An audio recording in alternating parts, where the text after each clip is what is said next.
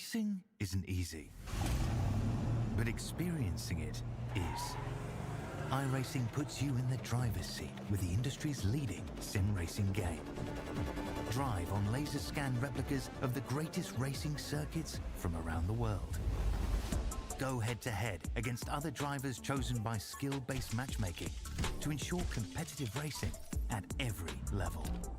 Compete across all your favorite series. In officially licensed cars, engineered to deliver the most accurate driving experience possible.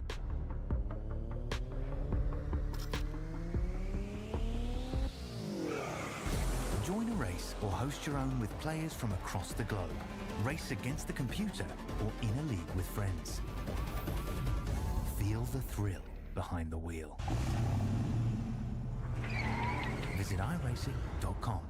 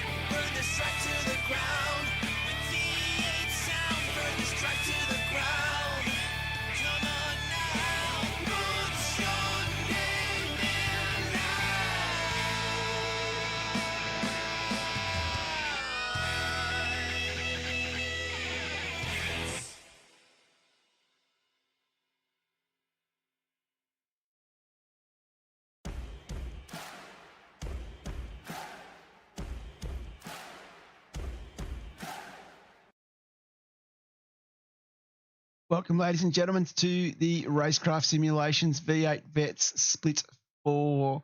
Welcome to the Balin Stewart Foundation Round. I am John Van Ree. With me in the Chook Raffle Shed call tonight, I have all the M's. I've got Triple M. It's Mark Dial, Michael Hayes, and Mike Corliff. How are we, lads? And it is, as I said, a very special round for the league. It is the Balin Stewart round. And, of course, if you haven't had the opportunity yet to order yourself a Balin Stewart Foundation shirt, get in on it with LCG Images, another one of our great sponsors. They are donating a portion of the sale for these shirts. I think they're doing them at cost and everything else is being passed through to the foundation. I think Reg is going to be running them up until the end of the month and then shipping them out in February. Great commemorative shirt, looking really good. And thanks again to Reg for those. And of course, a huge thank you to all the drivers across all 4 splits. We have seen some fantastic Balin Stewart Foundation liveries this week as well. And I've just got to say, it has been absolutely fantastic. Boys, what do you reckon?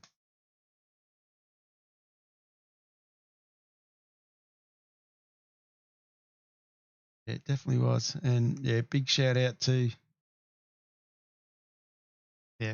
someone else, as I talked about before off air.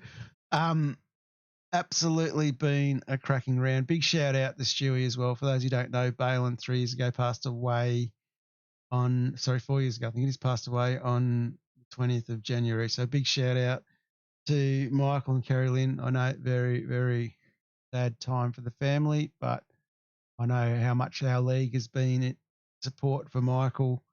And he knows we're all still here. It was one of the highlights for me last year to actually catch up with Michael with the boys in Brisbane.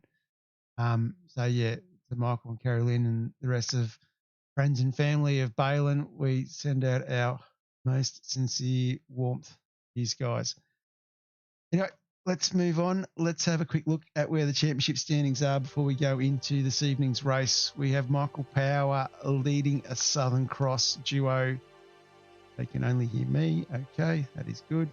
That's an easy fix. I'm going to click. We have, of course, Michael Power leading the championship. Everyone else can say hello now if you want to, real quick. Hey, good day, everyone. Good day, everyone. There we go. Thanks for that, whoever that was, in the chat for letting me know. And yeah, so we've got the Southern Cross boys leading. Michael Power, Glen Boyce, Bruce Galloway from W2 in there. Shannon Morgan ripping it up in P4. Joseph Granshaw in 5, being very unhinged. Braden O'Loughlin from over the ditch, seeing a bit of a revelation this season. He's equal 5th. 7th is Robert Baxter, just ahead of David de Baldock. And then Van Ree in 9th. 10th is Daniel Page. Buddy Perrins in 11th. So we'll come back to that one. And of course, tonight we are racing at the one and only Catalunya circuit in Barcelona, where we start on the start-finish straight, head down into turn 1. This place is very, very technical. Apparently in other splits they had rain. Never heard of it in split 4. Anyway, we go through turn 1. We head up through the left-hander and turn through. And then it is one of the hardest big sweeping corners in turn 3, where we come up into the famous Repsol corner into turn 4. Sweep around 4 and then into the first of what we call the 2 hairpins down in turn 5. Interesting tough corner where we drop down and come around downhill in the change of elevation. Through 6 down into 7 at TV3, where we bottom out and then head up the hill through turn 8, through the fast sweeping turn 9, where tonight we find Marty having a bit of a siesta, seems we're in Spain. And then we head down the second longest straightaway of the circuit into what everyone was calling the hairpin at La Craxa. And we come through there, and then we head back up the hill again through 11 and 12. And then we come all the way through Eurocar corner, down into the Raka chicane, and then through the final corner at Catalunya, back down the start-finish straight. It's a tough circuit, boys, and we are lucky enough to have had Will Wilson get his IASA license, and he has gone for a lovely flight over this Catalunya circuit for us. Representing W2, of course, he's got the Piper Meridian out again tonight. You see it down there on the left-hand side. It is nicely tucked away in the city opposite the industrial area, heading towards the centre of town in Barcelona. It is a cracking track, very much motorcycle track, as others like to call it, but it is, I think, been very famous for Formula One for a very long time. Used to be a very popular test track as well, used by a lot of the teams. And any thoughts on the circuit, lads? Well, it's one of those funny circuits, isn't it? There's not a lot of grip out there, and you've got some long radius corners, you've got some short radius corners, and you've got to really balance your throttle a lot. So you spend a long time with a steering lock on to some degree, and that's one of those things that you've got to be able to manage tyres with. Otherwise, you'll tear your front tyres off it pretty quick. Definitely will tear your front tyres off. And just because Gunter is watching tonight, There is Dave Baldock just there in team colours. Look at him. He's got the Balin Stewart livery on. For those out there watching who understand the meaning of the blue 37, I'm just going to go back to racing. I'll get rid of that. This is special. Anyone out there who understands the meaning of the blue 37? He's in a Balin Stewart liveried car that is not blue. So that tells you how much Baldock hangs it out there in terms of support for the Balin Stewart Foundation. Anyway, back to the grid. Thank you, Gunter, for getting me sidetracked. I hope you had a drink. And, of course, on pole, we have Steve Vella from Phoenix Racing Team, teammate of the famous Rehan Leonage. Great to see the 555 finally on the front row with a 152.433. Lining up alongside him is the guy who is in an absolute purple patch at the moment, Bruce Galloway from W2 Motorsport. Second row, we see the other protagonist at the top of the leaderboard, Glen Boyce from Southern Cross Racing. He lines up along some guy you might know, Mike, called Simon Black from Oceanic Sim Racing. I know, right? Never heard of him. He's all right. Yeah, he's okay. He's all right. And then on the next row, we have some bloke that Hazy's probably heard of called Dominic Tennille from Unhinged Sim Racing. Mate, brother-in-law's going faster than you, Hazy. What's going on? Yeah, he's always been faster than me. Okay, we'll go with that. Get the consistency there and he'll be doing well. Absolutely. And then lining up on the third row as the rear gunner for Simon Black is Mike Corley from Oceanic Sim Racing.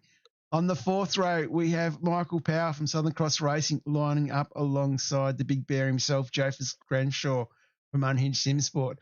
On the fifth row, we have the Albarian Dave Galley from Southern Cross Racing in ninth, lining up alongside Braden O'Loughlin, the Kiwi from Frogley Juiced Racing.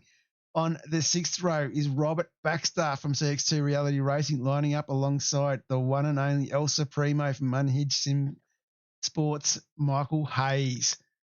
As we roll over the page, we then have Mark Dial from Shadow Racing all the way back on the seventh row. This is a bit concerning. Dropping down from split 3. We expected this guy to be a bit further up the grid. He lines up alongside Dan Page from Ratbag Racing. On the eighth row, we have Pete Morris from Fishy Motorsports. Looks like a little bit of a fish out of water here as he lines up alongside Dougie Wright from Old Mates and Sons. On the ninth row is Darren Friend from Old Mates and Sons. He's under pressure from Dave Baldock from WKMP Dave 37 Racing. 10th row is Darren Freer from W2 Motorsport lining up alongside Carl Pickering, now running the unhinged colours. Still missing the green. We move on to the 11th row where Vaughan Robinson from Southern Cross Sons lines up. Southern Cross Racing lines up alongside Sean Slater from Henry James Racing Jinx Shifters. Move on to the 12th row. David Logstaff from Team AJR. The old 74-year-old himself getting himself in a great position there alongside Greg Sholton from Mustangs North Queensland. Over the page, Shannon Morgan from Unhinged Sim Sports lines up alongside the great Gunther van Nordschleife, David Worrell from WKMP Sim Sports. Then we move on to the 14th row with Robbie Williams entertaining us for Player One Racing, lining up alongside Brendan McLean from McLean Racing. On the 15th row is Dale Harvey from Unhinged Sim Sports lining up alongside Darren Vermey from 1MLT. On the 16th row is Tim Vermey from 1MLT alongside a Muppet. And then on the next row, we've got Craig Rose from Quantum Racing lining up alongside Anthony Rivet from SLS. Scotty Perrins, all the way back, I believe, may have qualified on wet tyres. I'm just going to hang that one out there for the moment. He is lining up on that row alongside Anita Buckland from Old Mates and Sons. And then over the page, we have Darren Walden from Angry Birds Racing lining up alongside Hayden McAndrews from Player One Racing. Jamie Dyke decided to come into the house and administer some punishment as race control alongside David Coleman. Does a great job. We're still using the contractor as our safety car driver with Mandeep Singh. Tim Hall didn't set a time. Pato from WKMP didn't set a time. Greg Harris from Old Mates and Sons didn't set a time. Ashley Hall didn't set a time. And Phil Marsh showed up to spot for the boys. And it's great to see Marshy still there. I think he was still struggling a bit with the old body, I believe. Hazy. Yeah, he's actually in hospital at the moment. He's struggling with a couple of things, but yeah, hopefully he gets better soon and we can see him back out on track very soon. Yeah, hopefully. Yeah, absolutely. Sorry to hear that. Yeah. Yeah. Yeah. Yeah, Yeah, Marshy. better, Phil. Definitely give it. Yeah, Yeah, I'll definitely give him your best, and yeah, Yeah. hopefully he recovers soon. That's right. Absolutely. that's right. And you give those nurses hell. He probably will. I'm sure he'll be watching from his bed. Yeah, if you are Marshy, we're thinking of you, mate. The race or the nurses? Yeah. Watching the race or the nurses? Which one? A bit of both. Anyway, yeah, Marshy, we are thinking of you, mate. Hopefully, all of the best. Anyway, we might drop the hammer on this one, boys, and start to see what's going to unfold for us. And let's go.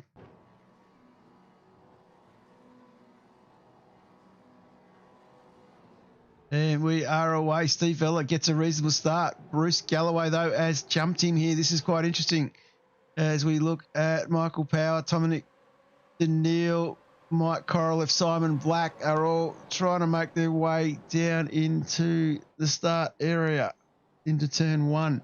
Going to drop back. The pack is looking fairly wicked back here a bit. Jump on with Bruce McLean. So he's going to get caught out there, and he's off the track fairly early. And then heading back up, we're going to look for the one and only Mr. Mark Dial as he's moved up down 4 spots already. It's not a great start, Mark, as we head up into the next corner. There's some great looking liveries out there already. We'll try and show a few of these off a bit later. And he is in a bit of pack here, Mark. Someone running wide behind you. And Yeah, had someone starts to lose control here, so I went to avoid that, and yeah, see what happens. see what happens. There's Simon Black on the outside, gets himself around the Joseph Grenshaw. Mike Korolev has made a good start. Blackie's down 3 spots.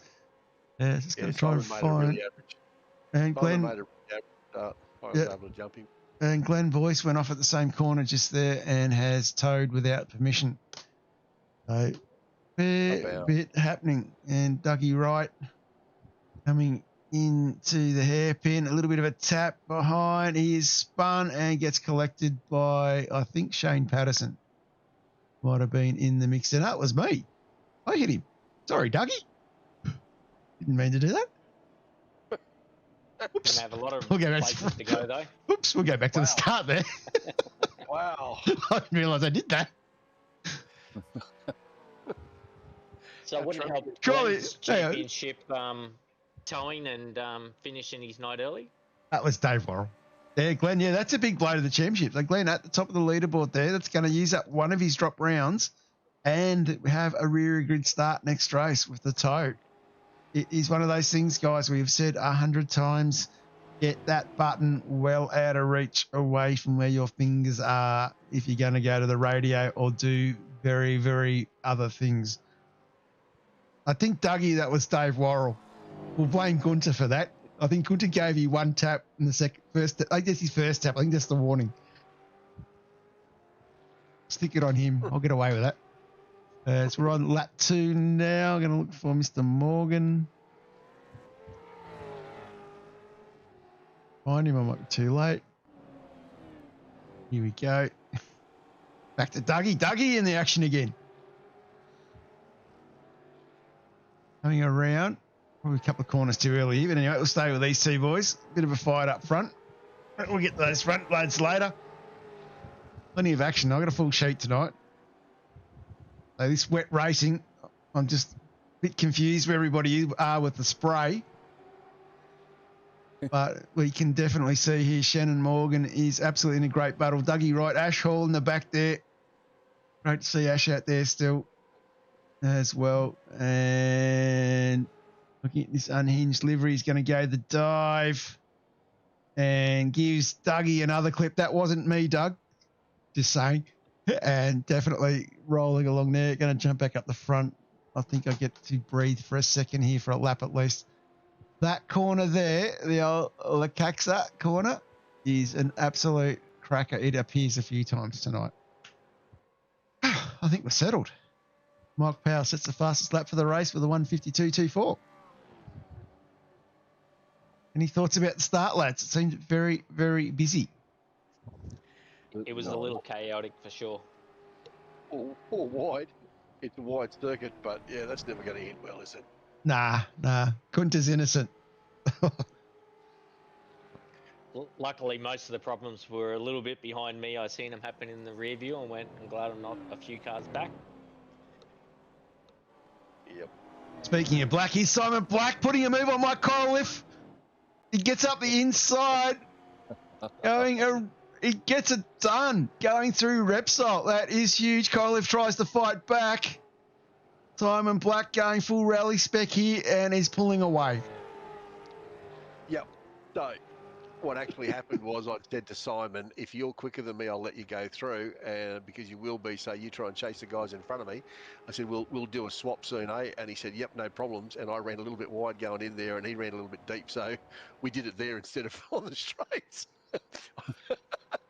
I saw him coming and thought, oh shit, so I just opened the steering just a little bit to make sure we didn't make contact. But he said, oh, I thought you were going to let me go through here, and I went a bit too deep, and it's all good. But no, it was actually an planned change of position, because Simon is always just that little bit quicker than I am, to let him go and get him out there and let him chase the guys in front, and I would run rear gunner for him. Oh, actually, I was just had a little bit of a spin there. He's going to have to wait for a bit of traffic. And did you see that, Gunter? That's how you let your teammate pass. Sorry, rephrase it. That's how you let someone else pass who you think's your teammate. That was a very soft. Yeah, thanks, Sean. Sean's going to make me pause here. I'll see if I can do this on the fly. That's Ash Hall. We're going to jump back up the front. Mick Power is up 4 spots. Sit there at this battle here. Nice. Yeah, Yeah, some of Dan Page making moves as well. Sean Slater making moves. Properties.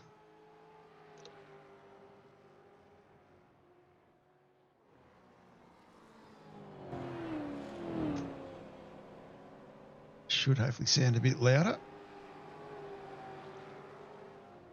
Oh, I it's think a at this blind. point, It's most of missing us down. were hoping that it would level out a bit and people would just settle and take a breath, stop the craziness. It wasn't really going to happen though, was it? Nah. Nah, it's settled a little bit. It's going to go back. Sean Slater, he's putting a bit of pressure. It's a bit crazy back here still. Slats, Darren Freer, having a good little battle back here.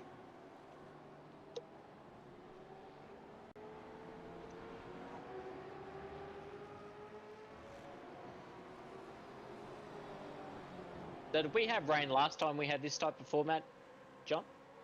Well, this Or was did we get away with it then this as well? was the case that for everybody playing along at home, we are moving away from fixed set weather in terms of it is too hard. Every time we do a server, it's very difficult to get it to replicate, where we've now moved to the forecasted weather scenario. So this was set up that it was be 80% chance of rain before the start of qualifying, hoping for a wet track that would lead into a wet start of the race with wet tyres, and at some stage the crossover, yada, yada, yada, to strategize out, making it interesting.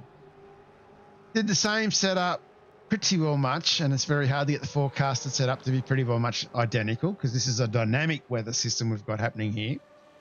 I can vouch for that. And at Red Bull, we did the same thing. And at Red Bull in Split 4, it didn't rain, and it rained in all the other 3 splits. And just putting it out there, I believe last night, this is the only split that didn't have any rain at all. And I think one of the other splits was complaining that they should have been red flagged in practice. So go figure. It definitely helps me when I'm stirring everyone up about conspiracy theories, so glad that happened again.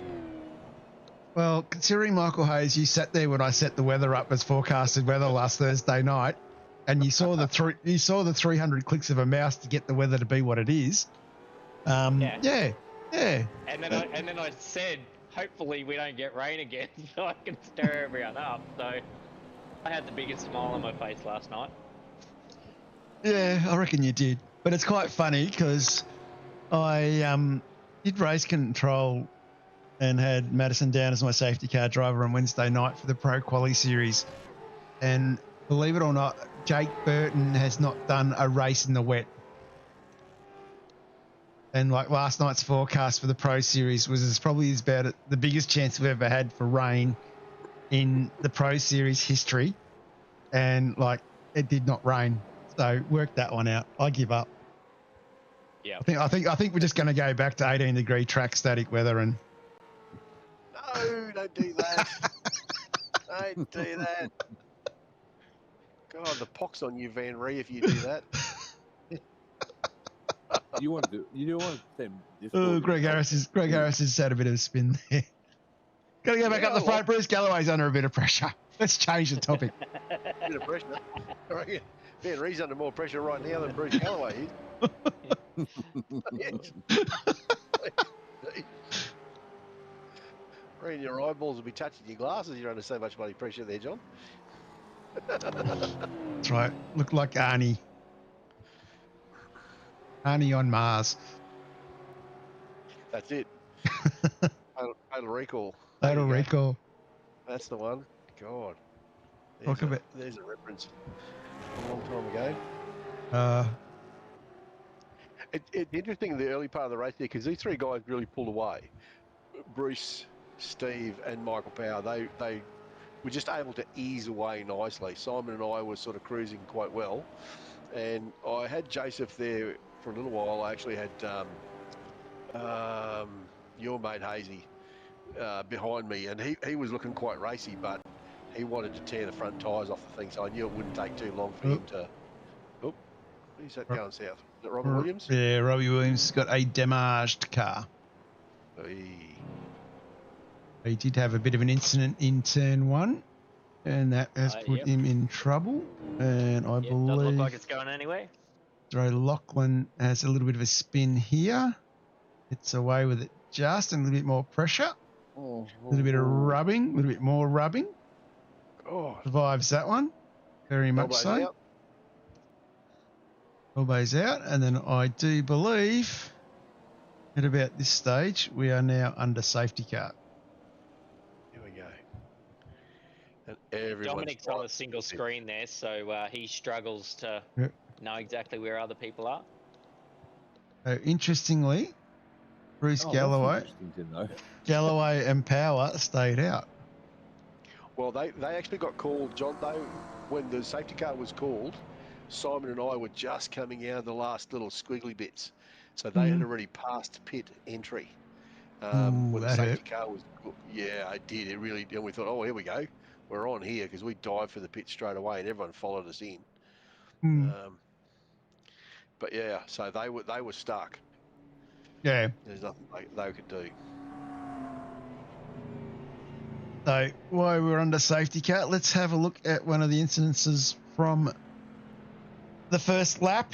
Let's go to the Chook Raffle Rewind and let's see who the lucky ticket number is for this one. The Mark Dial coming down, of course, into turn 5. Talking about somebody who has had a bit of a spin here. We're just saying cue the Benny Hill music for this.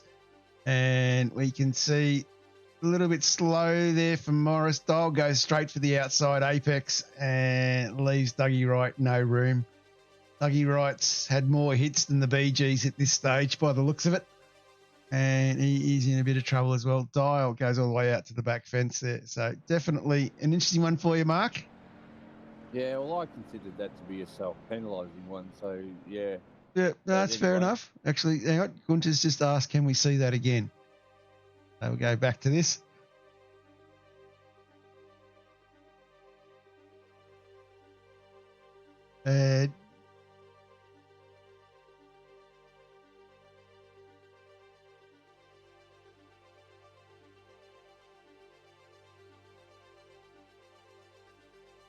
Right there, straighten it up into the corner.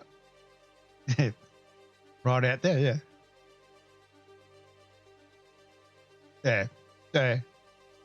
That's all right. There we go. Someone's just said we should be throwing you out of the league for that. That's Doug abuse, apparently. Well, I'll get my own back on that person's comment later on. At the worst corner, the worst corner, I hate the corner that I passed you on, Mr. 37. Wow, But I that's managed to stick it. So how's that for an entry? It's a great pit entry. Look where he is. Made the most of it. Yeah, but he actually cut across the outside line to go in there. I reckon he'd get a penalty. Yeah, I'll keep watching the time. I've got a gut feeling you might have actually. If you're out there, Will, let us know. Yeah. Did you get a pen for that? The Gunther's asking whether it's the setup that caused that accident for you, Mark. no, it was just people who didn't know how to control their car. So it probably was a setup because it was someone who was sliding, who had already lost control of their car because it was set up not for that particular part of the track, and probably was a setup, mate. Oh, come on! You got to cut the guy doing the setups a bit of slack here. We've got a dry race, and he's giving you a wet setup. Well, to say that the setup probably was one of the better ones they've given on, but maybe you should set up for a wet race every week, Mike, really, because you know. Absolutely, Mark. Yeah, I agree. Yeah. I think the safety car might be coming in this lap. You are an escalated right? Some would say they could give you a slot car setup, but Dial, and you would still complain about it. Yeah, because somebody need to put butter on the wheels, I bet.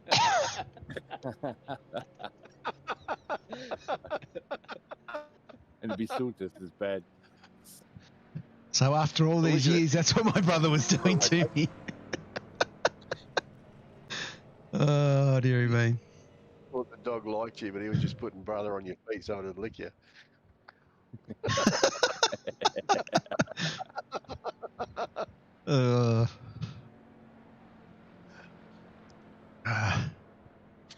So anyway, this is where we sit at the moment. Michael Power is our race leader yet to stop.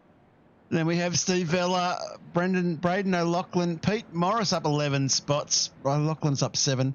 Simon Black is down into 5th. Mike Corliff's hold 6th. Dominic Tennille in 7th. 8th is Crenshaw. 9th is Hayes.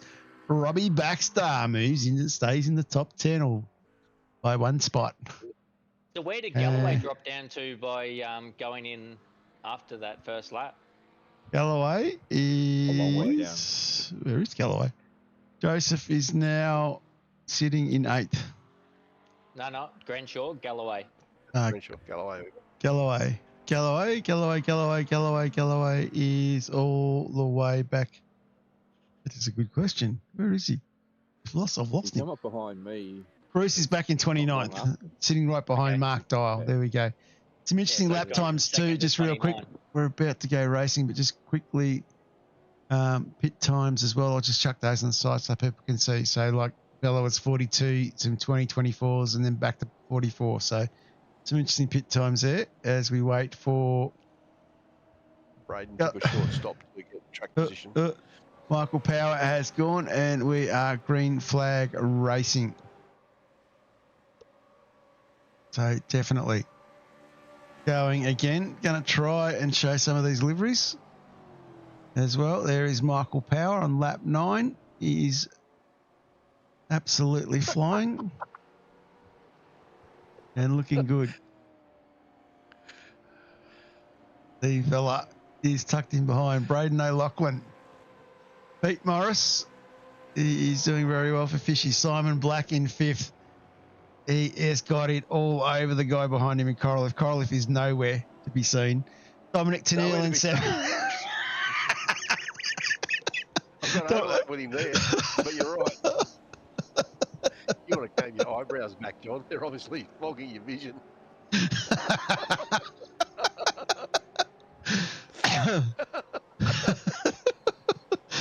Dominic Tennille in 7th. Glenshaw, Hayes, Baxter. Baxter is in 10th. So there we go. Another good looking livery.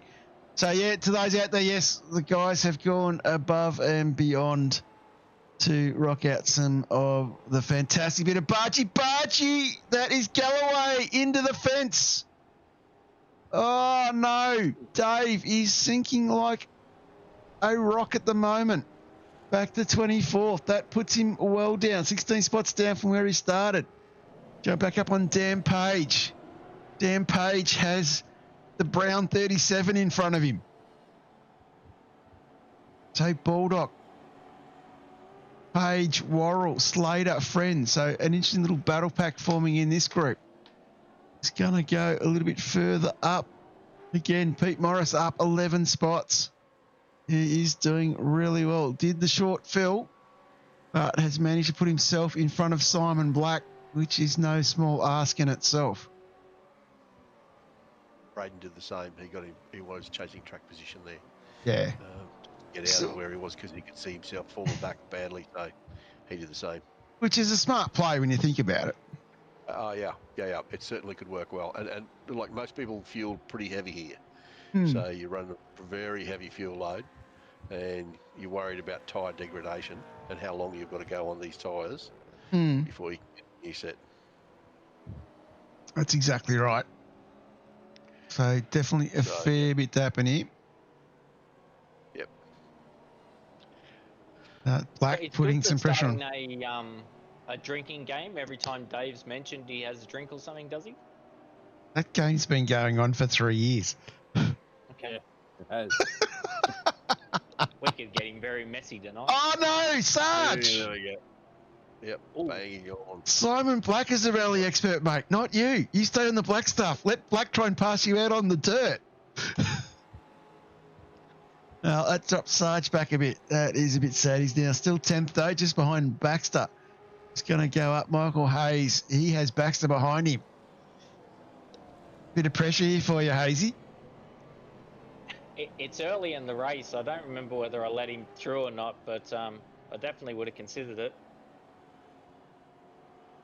He's been keeping one eye on the fuel gauge, though, wouldn't he? I'm hoping I've got that sorted now, but definitely something. Yep. Hang on to it, son. Oh, yeah, Drifter Hayes. Let's a couple of cars go through. Now has Dave Baldock behind him. Drink, Gunter.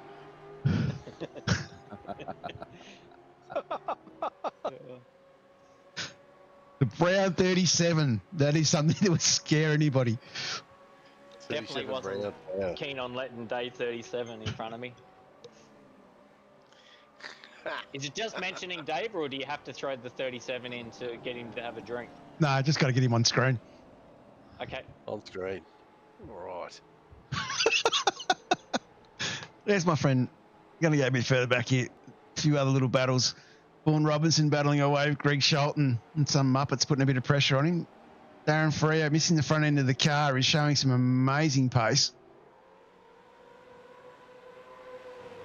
And definitely a good little battle here. Greg Shelton in the thick of it as well. I've got to think Freer couldn't have done that for too long with the front missing because you can't. There wasn't a lot of turn in the setup could have used. Oh, there we go. Got him. There we go. Got him. And guys going everywhere. That's escorted one of the Vermi brothers off. Yeah. And all happening. Greg Harris involved in that one as well. So definitely a bit happening. Going to go back up, Mr. Worrell. Where is he? So, Mr. Worrell, that car in front is what your teammate looks like. Just saying for later. Will Wilson, the more I see Dave Baldock on a Friday night, the less I remember my Saturday.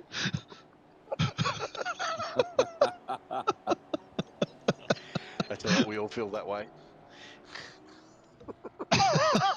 It's cold. Where are we? That's lap 11 done. Righto, let's get back to the business here. I've got a few laps. I told you it was a big cheat sheet tonight. I even had the race control boys get upset because they asked if they could get a bonus because they were busy. Jump on the Hazy. Oh. Hazy under a bit of pressure now from Dan Page. Dan Page looks to the inside. Hayes plays cool, calm and collected like the El Supremo of unhinged that he is. How you feeling at this stage of the race, Hazy? I don't ever get too stressed out. Early in the race, I'm happy to let people through because, yeah, there's a lot of laps left and you don't want to be 39th because you tried to block one person. Well, that is fair enough. Saying that, though, I was never going to let Dave through.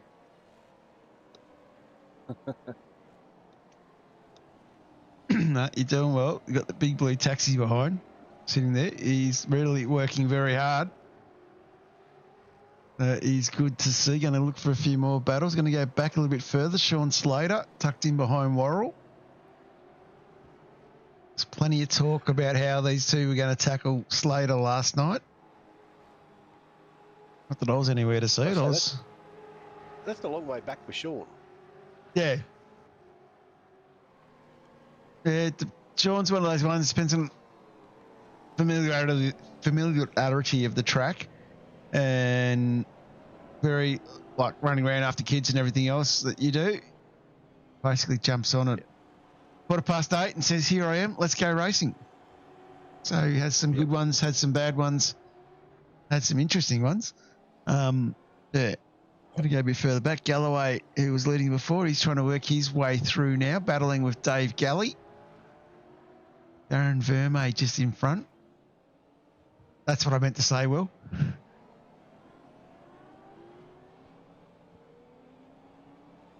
And definitely the race starting to settle down. Worrell, he has Slater now looking to make the move down the straight. Of course, Worrell heading off at Easter to the Bathurst 6 hour in the Kia Stinger. Looking forward to seeing what he can do up there in a real car, let alone a sim racer. That will be an interesting proposition. And heading a bit further in, it was good fun for the three of us. You're saying you had fun with Baldock. Is that what you're saying, Gunter? That would be a first for someone. And another little battle here, looking around the outside and the dirty stuff gets through the nose. Oh, jeez, that's not a battle. That's a mugging. Oh, you got two fast guys coming through the pack as well, so you got to be a little bit careful how you played this. You reckon? Brad went best. That's what it was. No, turn 10 and turn 10 was, I don't know where we were going turn 10. I didn't know either, to be honest, at that stage. I had to go out to what split one was falling the ice route last night. I kind of half missed my breaking point. It's like, come with me, come with me. Oh, thank you, son. Big bars. There you go. Wow. You go now. So I had a cone stuck under the car. Had a cone stuck under the car there too, didn't I? You did. But you threw one at me further back, coming from underneath your car. I'm thinking, that'd be right. Now we know who's responsible for the cones. You should get paid for that, John, because you're a hell of an escort. That is one of the funniest things I've seen on social media all week. Speaking of escorts, somebody's done Red Bull Ford, and it's like the Red Bull car taking off on the start grid, and it's got the sound of an escort. Red Bull 2026 engine. Oh, no. Oh, it was cold. Anyway, Pete Morris doing all right. What are we on? Lap 14. So we'll keep rolling along. Where are you, Mr. Corliff? I've been told I've got to do something with you this evening. What did I do? What didn't you do? How is the new wheel? That is the next question. Before we end this lap. Mate, it's nice. It is very nice. I'm starting to come to grips with it and what it can do, and its fidelity is wonderful, and that's what you're looking for in a sim wheel. Really, I don't want to arm wrestle the thing. I want fidelity. So I feel, and this is a very smooth circuit. So I thought for a while, I've got to turn down. Then I realised it's a very smooth circuit, but you're still getting lovely subtleties through in the road surface and the the curbs and so forth. So, and you could just feel it when it wanted to understeer or oversteer, which was really nice. So yeah, loved it. Hated this section through here. It's absolutely horrible. Worst layout to use at Catalunya. Well done, Bruce. That's all right. I think Sam's just so good at this wheel. You can talk us through a lap. All right. I get to, all right. Well, so, okay. So you're down the straight here, sitting behind Simon. Are absolutely flat out top gear. You're looking for your markers to start braking about here on the brakes, down to third gear. Turn it in. You're looking for the apex and make sure you get it turned in, because you've got to be able to make this apex as you come through. Still in third gear, and you start pushing and accelerating, and then just feeling for where the level of grip is. Snick it up into fourth and start to squeeze the throttle and let it steer itself out with the tail, so you get drive out of the corner. You can pull away from anybody and stop them from getting up the inside here.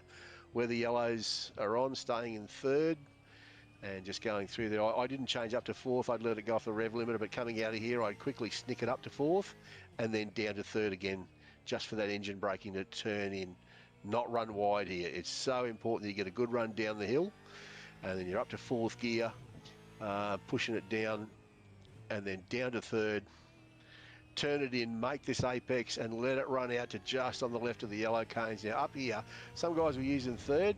I would actually jump up into fourth and coast it through there. Make sure you hit that yellow marker and just let it run through. And that was another good spot where you kept mid-corner speed to get away from anyone to try and outbrake you down into this corner. Down to second gear. Slow it up early. Turn it in. Don't let it understeer out on you. Otherwise, you just lose buckets of time. Holding second through here. Turning in again, just nice and smooth, don't overdo it. Bring it out of here, snick it up to third gear, and then just as you see the bunting there, back down to second, again slowing it up early. You've got your markers there, slowing up there, turning in, holding it, bounce it off there, and then stay straight here. Accelerate, stay straight, and then turn in. You gain that little bit of extra speed, and you throttle again to turn it, to bring it out onto the main straight. There's your minute and 50 or whatever it is, under the minute, and up to sixth gear and flat out chasing Simon Black, who's just quicker again. But that's a quick lap. That is a That's how you do it reasonably well. That's a sensational lap. I've even got a professional race car driving coach sending me a message to say you've done a good job. Thank you. That's what I did every lap, and it's a hell of a lot of concentration too, because the circuit is so low on grip. And look at that. We have the one and only Baldock back on screen. Drinking Dave. Well, there's not too many Drink. cars around him, so you can't. No, really he's tell doing all that. right. Pete Morris is in front, moving forward, building up the stuff.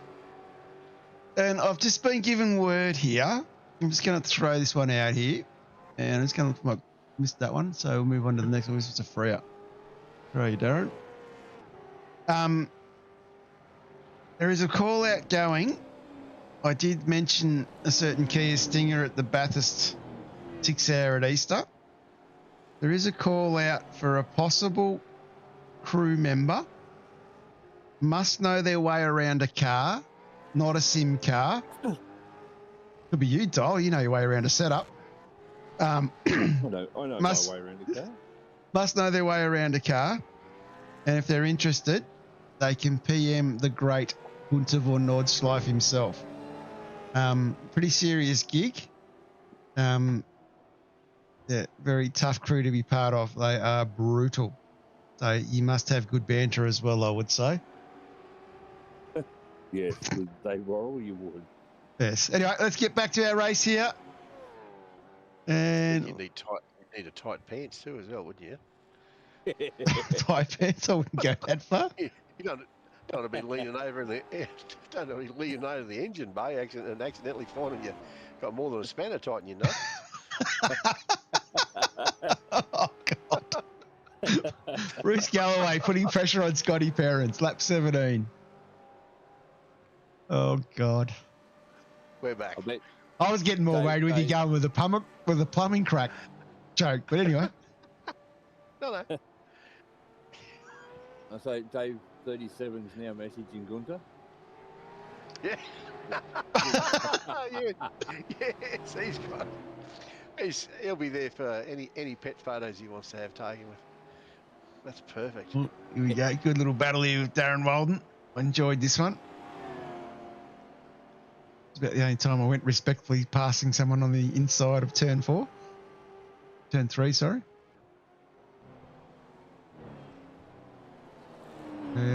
Gets his way around. Scotty Perrin's up 20. That is correct. Few people making some moves. Mark Dial making some moves as well. There we go. Good to saying it wouldn't be the first nutsack rub. God. Squirrels need not apply. Pete Morris. Oh, Pete, off the track a little bit. That has let Dan Page go through. That is a bit disappointing there for him. There's a few things happening. A couple of tight battles. Bruce Galloway tucked up behind Scotty Perrin. This is pretty significant. Remember, Bruce leading the championship all the way back here in 16th position. Definitely a bit of a cracking battle. Tucked up behind that Quantum Racing entry. Ooh, that's a good look there. That'd be a result of that late that late entry to the pit lane. Yep. Okay. Well, that's been pretty significant, hasn't it? Been very significant. Will Wilson commenting that Mark Dial is really fighting the setup at this stage. Mick Power dropped a long way back when he had to go in too. Yeah, Mick Power. I haven't done too bad. I'm not blowing my own horn here, Will, but I did come back out of that little crash from about 35th place to 17th, so it can't be going too bad. Oh, you might. Oh, there might be a job for you now, Mike. Job for me? Yeah, Gunter needs a driver assistant. Driver assistant? Oh, yeah, that's me. Somebody knows their way around a nutsack.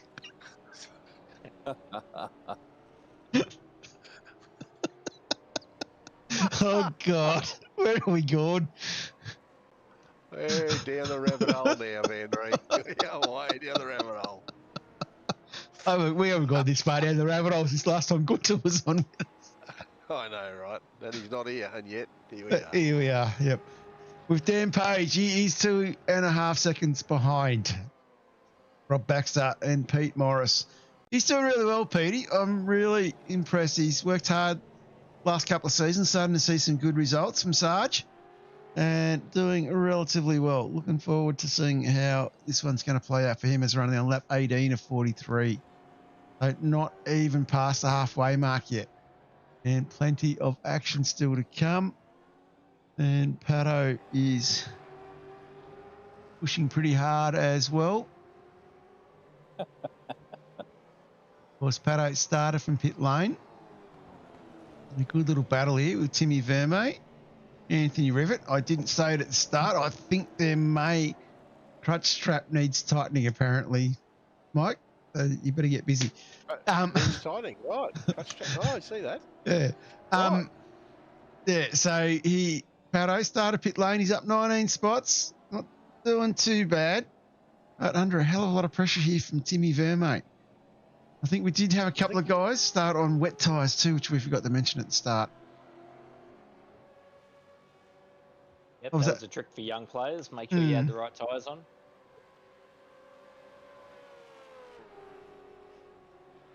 Do you wear underwear under the Lederhausen? I think Gunter's got that spelt wrong. I think the S should be on the end of crutch, and that's a trap needs tightening. I think he spelled that wrong. Pato looking to make another move on Greg Shelton. Good little battle. Let's pack this through.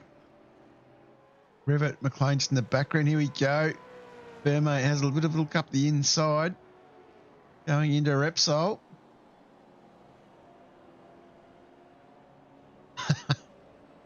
Cadsy. Cadman's at it again. Oh, Pato's giving him a little tap. I think that's more of a warning, isn't it, that one?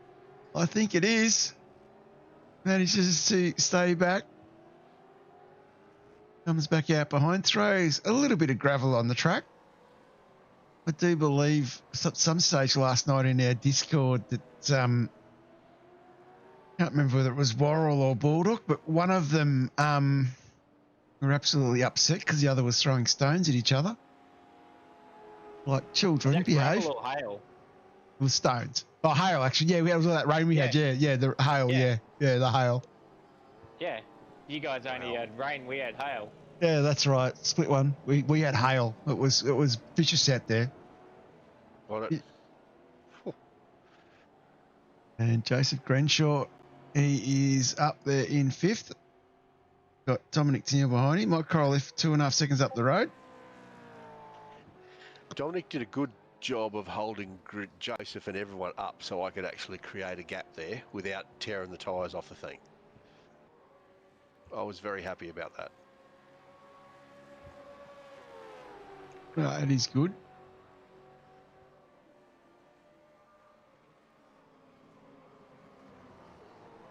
And delete. On it. It's all right, Pato. You like Gunter, you probably thought it was your teammate, considering all the brown cars that were out there. Not sure they've got it in my cheat sheet, but apparently Gunter thought I was passing him at some stage last night. And he nicely went wide in the corner and said, "You can come through now." And it wasn't me. I was back in 30th. It was someone else he just let drop through. Wow. I remember passing Dave at one stage. I thought it was a bit easy. I wonder if it was that like. Could have been. It could have been. It was funny. Like, it's not me.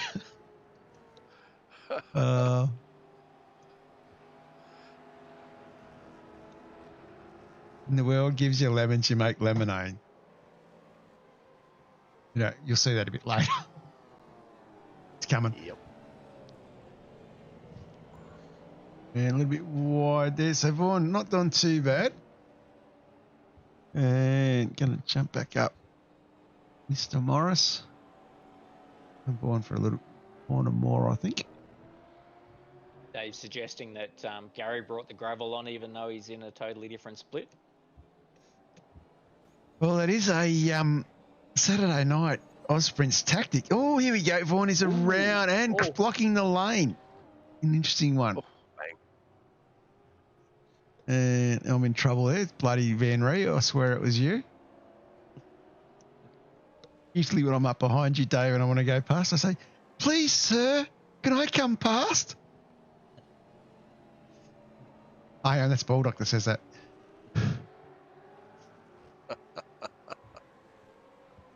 Those slats putting pressure on you here, Hazy. Yep. Him and Dan Page were quick all night, putting pressure up and down the field. And Shannon Morgan looks in trouble. Your teammate has lost it here, mate. I think that car ain't going to go any further. Of course, down at turn 1. That is an expensive bill for you, mate. We've got to put a new engine in that one. The Tim off as well. A little bit off the back there, yeah. Going to need a bit of body work done. There's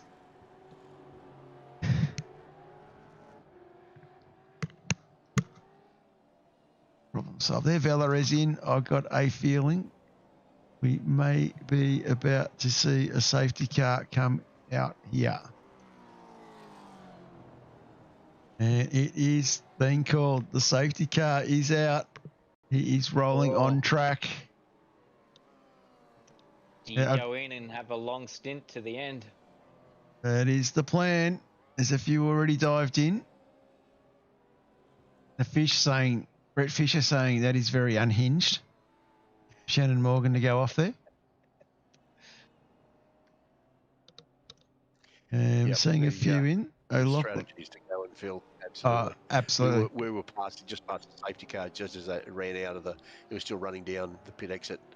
So, and we just missed the entry when it was called, both Simon and I, so we had to go. And we were absolutely pushing as hard as we could to get as far forward as we could. Yeah, so the top 8 didn't get to go in yet. Steve Vella did.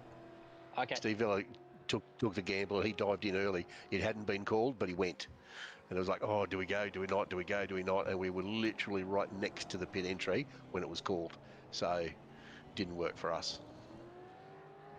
So it's just head down Absolutely as a battle. fast as you can go.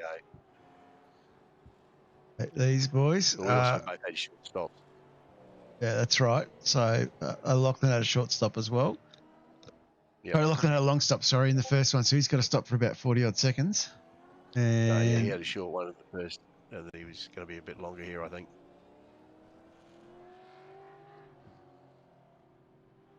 Yep, that is a Lachlan down the lane. Blackie, he's coming All in these as boys well. going in.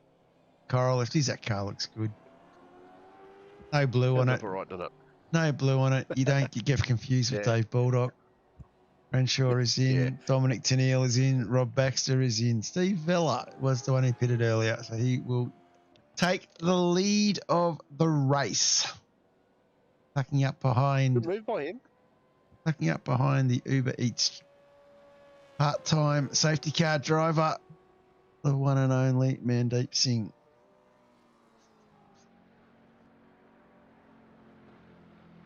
So Mandeep out on track, waiting for the boys to join in behind. Darren Walden stayed out, eh? He didn't take his second stop, and neither did McLean. Yeah, McLean and Anita, I think, was still coming in, I think. Good look at the bonnets here. Show a few bonnets under the safety car. Well, under safety car, and a quick look at what happened to Mr. Harris as well. Go to the Chook Rewind raffle. Raffle Rewind, get it right. So Greg caught out here, coming down into the corner, too wide.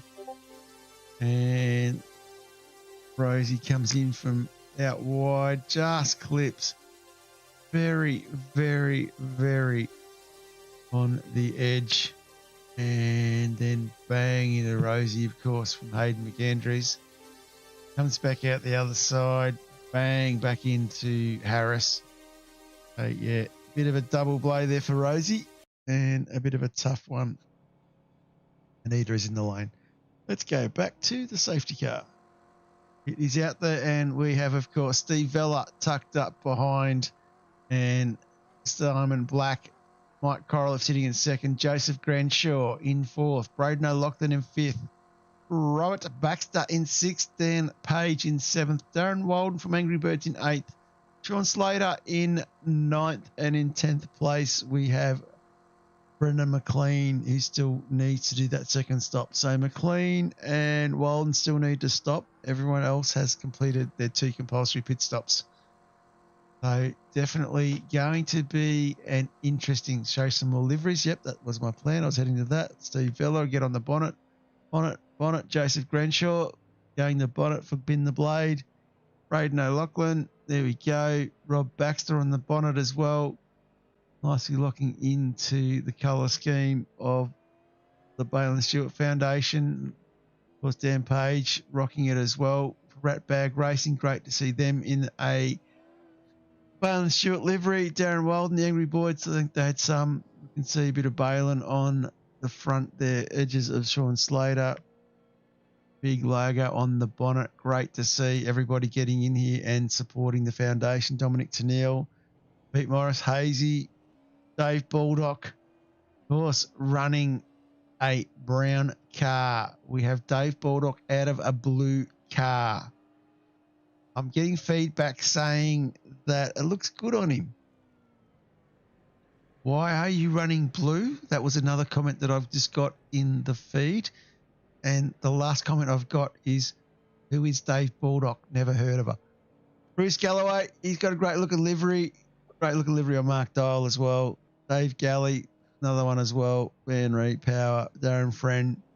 Yeah, good to see the teams getting in and behind the cause as well, which is great. I think the Balin Stewart Foundation is pretty important, but I think last night round in particular is very important to us as a league to get us up, get around, get up and about, support Michael. Michael been with the league for a very long time, and of course it was a Thursday night when things went down. No, this league's a very big part to Michael moving on in life and everything else. And no, being able to jump in, race, switch off, forget about everything. I know Michael to me is an inspiration. And I think he's inspiration to quite a few other people out there. And yeah, so the Balin Stewart Foundation round every year, of course, after the 22nd of January is a huge part of our league. And the Balin, they've been the Blade for Balin is a huge part of our league as well. So absolutely everybody get on board. You can spare a couple of dollars, buy a shirt, make a donation to the league. If you can't, if you're racing in the support race series we do, your $15 entry goes straight to that.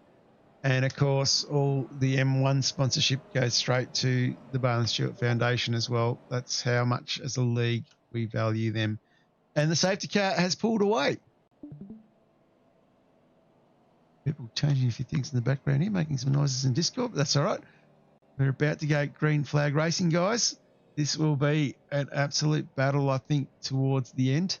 Hopefully no more safety cars. Hopefully the rain stops. Yeah, it was treacherous, wasn't it? Oh, it was monsoonal.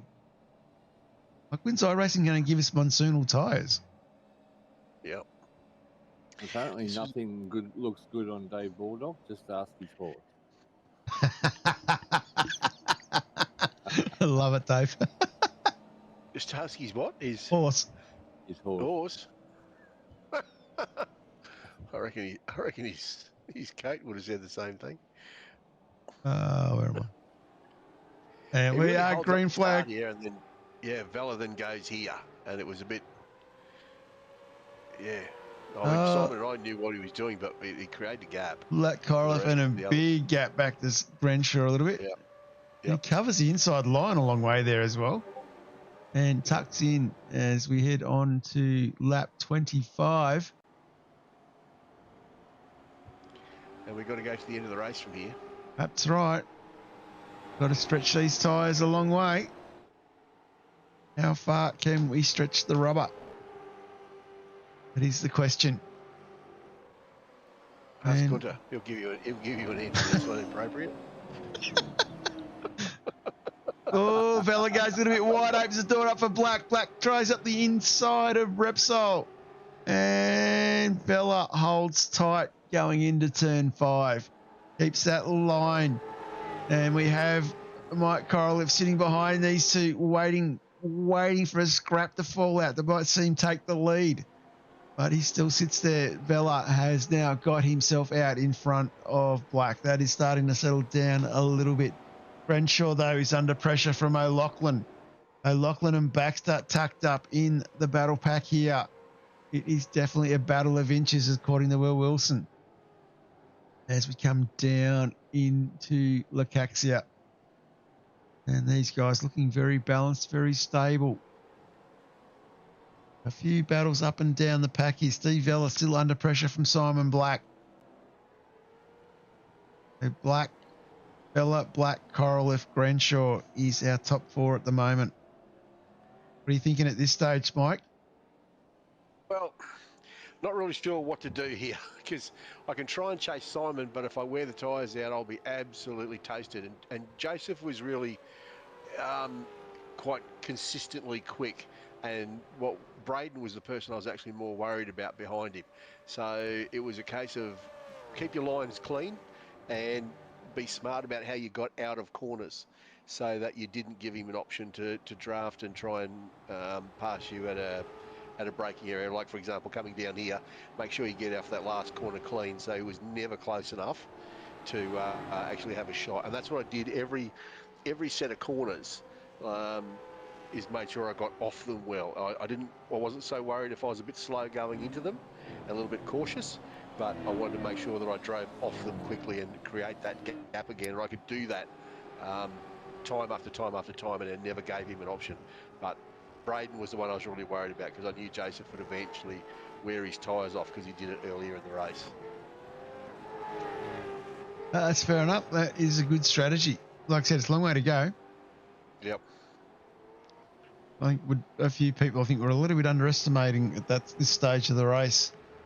It's sort of a case just to settle into the train and just ride it out till we get to, 5-6 laps to go, and then it was time to battle. You looked after the car, but throwing the car around now at this stage, it will be detrimental to the end. The other trap for new players were you go in and you take the last stop, you took a big fuel load, so you're only anticipating a small amount of fuel going in. You think, oh yeah, I only just dropped a little bit in, but you still actually had a long way to go on these tyres. So you were thinking, I should be good. Let's use up, go push hard, and you can't. You actually had to temper what you did. Yeah, that is a great bit of tip there from the one and only Mr. Mike Korolev, which, they don't come for free, so enjoy that. I'm giving you pearls here, John. Yep. You're giving me pearls and I'm eating oysters. There you go. There you go. What's this hard thing into my oyster? Oh, yeah. Let's just not go there at all. Oh, hell. No. Moral, no. No, hey, how about that fella guy? He's quick, isn't he? Here we go. Apparently we need an in-car of Mark Dial. Mark Dial, in-car from the nose. What's this in front of you, Mark? Yeah. Just sat there, thought, oh, it's only Dave. I know you'll screw up, make a mistake, or I'll just get an opportunity to chuck it down the inside. And I think next lap maybe. I was on that corner. Actually, the corner that I don't like the most on the whole track was where I managed to make a pass on Dave. I noticed he's actually come up now. He's been quiet for about half an hour. Something about we can't is broke when it hit the wall. I don't understand that one, but anyway. But Dave, we Isn't this can't. the second time this season that you've been stuck behind Dave? I'm not stuck behind him. I'm choosing to stay behind him. I'm saving fuel. Behind him? Yeah, because he's so damn slow. No. Didn't you see that coming, John? Oh. But you don't say fuel when you're slow, Mark. There's a challenge for you, Dial.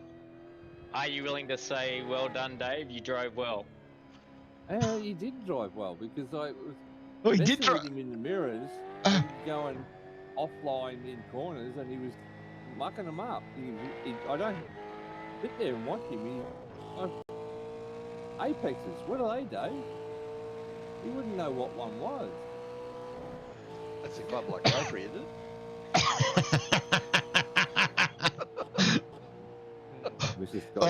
I'm glad your mind went there because I went somewhere else. I wasn't going to say it. Oh, dearie me. There's a Scotty. I know nothing of what you're talking about. No, I did. I actually did manage to save a little bit of fuel behind Dave and come home with a good amount of fuel. So we can basically call Dave Greenpeace. You could. Wow. Wow. Wow. What's that, Scotty. Dave? What's that Scotty. fast going on? Whoa. Oh, Whoa. Who Oh, did you so- spin? Oh, no. Oh. Yeah. I'm good, Scotty.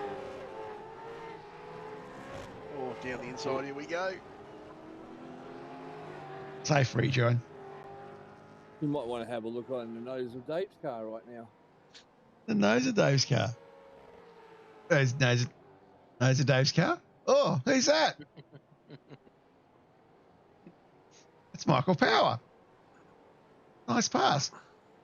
Power. And Mr. Dolph. He's through already. I went through when Scotty took you out. So. And jump on Mr. Page. He's doing well. He's putting a bit of pressure on Mr. Baxter here.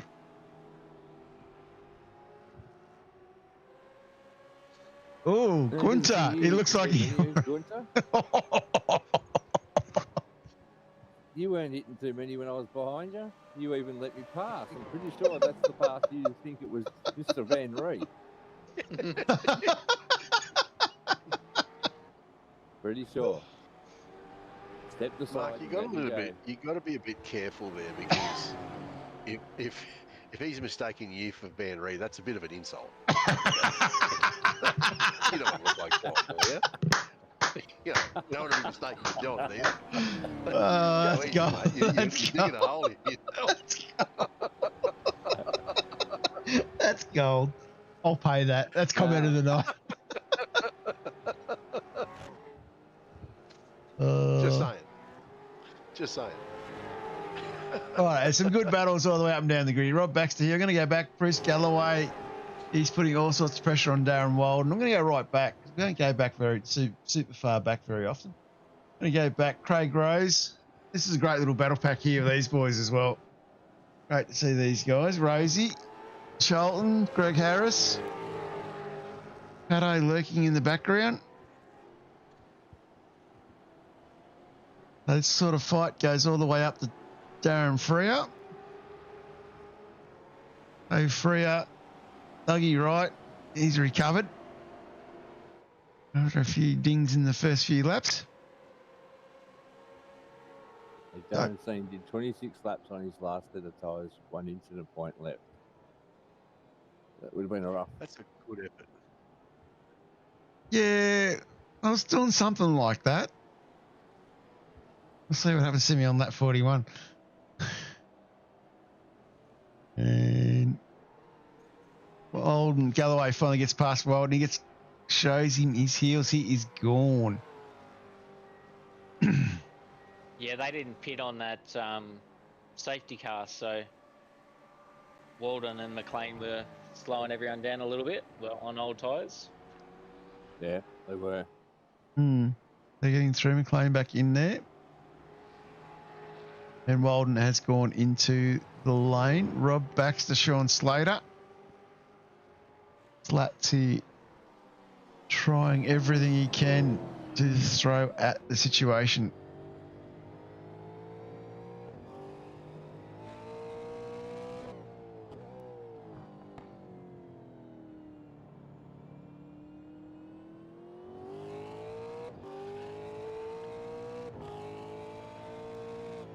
Driving well is Mr. Slater.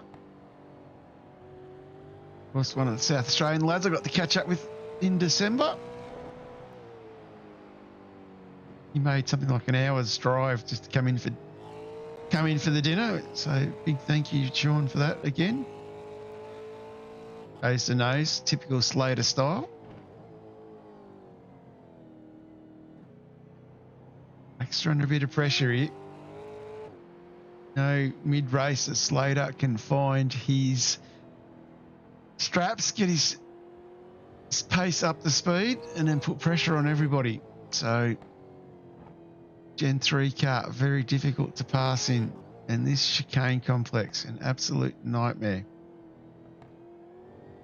Of course, with Bruce McLeod standing back from organising tracks for the iRacing officials. I think as a league, we're going to have a bit of a rethink, maybe a reset on what we do in terms of official race tracks for iRacing and what we do as a league. So that's probably going to create some interesting debate, I think.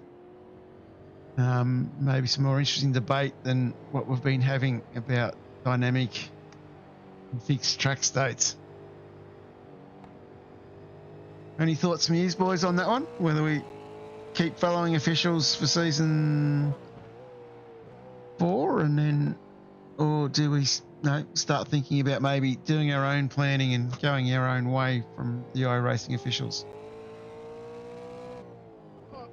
Yeah. If you ask me, I reckon it's one of those things that you follow the officials, but when it comes to a track that is not suitable, that for some reason they're doing it, and we're just looking at Sean going down the inside here, that's a good pass there.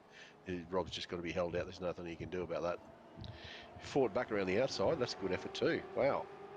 Very good.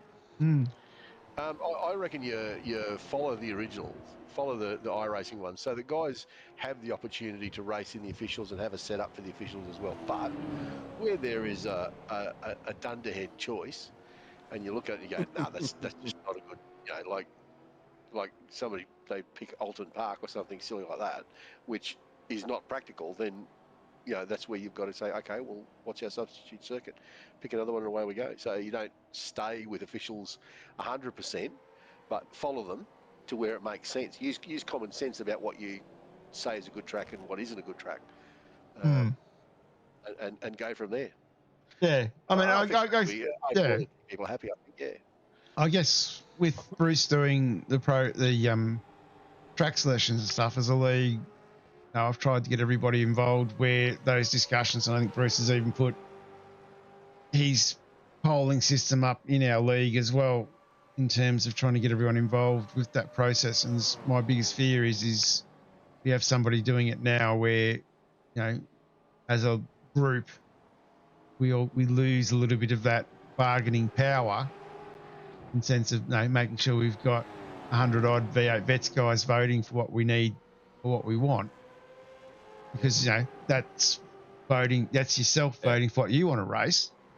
I'm just worried that we get somebody just come in and just go, okay, this is what we're doing, boys, without sort of getting that community consultation that Bruce was getting across all leagues and all people. So it wasn't just us vets. So I just want to make sure that we're basically moving in the right direction, if we know what I mean. Because we went along with Pro Series with stops and. Well, that's what Bruce was doing. Bruce was trying to keep everybody happy in terms of those other series as well. So tough gig, and a tough gig, and I think some of the people that weren't happy or complained about what was going on with it, I think, I was a little bit disappointed because some of those people were just at some stage you got to lean back in the chair and appreciate someone's going out of their way to do this for free in their own time. That's exactly right. That's what I was just going to say. Is you should. There's a fair bit of kudos that should go out publicly to Bruce for the effort that he's made, but then the ability to actually dovetail Scops, Pro Series, and vets along with your officials as well, because it benefits the community across the board. And some people have a whinge about a track and so forth. There are certain tracks I don't like, but you go with them and you go, well, this is what's best for the community, and you deal with it. Some guys don't do that, which is a bit fair, and it's pretty hard to cop that every time you want to make a decision because there's always one person who wants to complain. But he's done a great job overall, I reckon. Yeah, he has. Scotty, that's kind of half what I was thinking. But we're just a lot of thinking to go on, and I think still, Bruce has done season 3 already before he dropped the mic and walked out. It's going to be interesting to see. So do you know who's going to be doing it yet, or are they still working it out? I think they're still working it out. That's the thing. Okay. I haven't gone and read the Discord channel for a week. But I'm sure if I go over there, someone might have put their hand up. But it's definitely going to be interesting. Like the idea of, for me, what works really well is, the big night in Australia is always the Monday night strength of field, and I always love going and doing Monday night strength of field and seeing 3 or 4 of my teammates coming and doing it with me, and then also seeing, in there, usually it's 2 to 3 splits, and just seeing that, it's either roughly a third and maybe a little bit more of the vets boys making up that community. So, which is really good because it's your first race hit out for what you got for the coming up on Thursday night. You've had all weekend. Fun when I did it. Yeah, you jumped in the other night, didn't you? Yep. Yeah, you got that aspect of, you've done some practice over the weekend. You got a few laps. Here you go race this. I usually chuck the vet set on, knowing it's probably not going to be the fastest set compared to what. Shut up, Mark. Not going to be the fastest set compared to what Madison's pumping out at VRS or something like that. But you get to race that set maybe on a hotter track, get a bit more balanced on your tyres. and go from there. Yeah, I know that's just me anyway. Tell you what, we just watched Joseph Granshaw run wide there and let Braden through. And I thought to myself, Yeah. oh crap, what are we on? 34. I got 10 laps to go, and now I've got Braden behind me. Joseph's done his front tyres. Braden's held on and just sat there. I thought, oh crap, here we go. Hmm. I'm on the podium here. for how long? But for how long? Because Braden is pretty relentless. He doesn't really make mistakes. I thought you would have been going crap at this stage. No, you're welcome to jump in, Simon. I thought you would have been going crap at this stage. You've let Blackie get out to 7 seconds. Oh, look, no, that was a calculated strategy to run rear gunner for him. Was it his birthday? The ultimate team, Strategy. the ultimate wingman, the ultimate teammate, like Yeah. Coroliff. We call him Checo Yeah, Perez. you need a few of those in WKMP, but they don't seem to do that for you, John. Yeah, I know. Bloody Bulldog. they're all out in front of you all the time. Just wow. Oh. Ah, you're welcome, mate. You're welcome, Simon. You're fine. Doing very well. Let's go a little bit further back. He was running hard now to try and catch Steve Vella. Ricky Harris, he's worked back a little bit. He's up 23 spots. We go. Yeah, starting from pit lane's a bit of a struggle. It is. He's up 23 spots. He's doing well. The other one I'm impressed with at the moment is Slats. He's into 6th, up 16 spots. That is a great drive from him. And no, kept his days fairly clean all night. Haven't seen him on the cheat sheet. Yeah, like I said earlier, him, Dan Page, and Mick Power were quick all night and making moves all night. There we go. The one and only Gunther von Nordschleife saying that he did try to let me pass last night. And it was a great pass, apparently, for a teammate letting someone through. I find out it's Mr. Dial, so I'm sure Bulldog's going to absolutely love you in the messenger chat later this evening. And big shout out to Pete Kelly in there as well. One of the boys from Split 4 last season, up in Split 3. Shout the net. And Slats got some clean air. Dave Galley's fought his way back into 11th. Putting a bit of pressure on you, Hazy, for that top 10 spot. Yep. And Galloway's improved from that getting caught out on that first safety car. He's definitely worked his way back up. Down. These are things you got to do when you're leading a championship. It's funny, Dave Galloway got around Dave, Bulldog, and myself. When I passed Dave, we slowed each other up quite a lot to make the pass, and then Dave just slung it down the inside and went past us like we were standing still. So yeah, he made a good move and made a 2-for-1 out of my pass on Dave Bulldog. There we go. Worrell saying it was actually around this time, so he doesn't think it was you, Mark.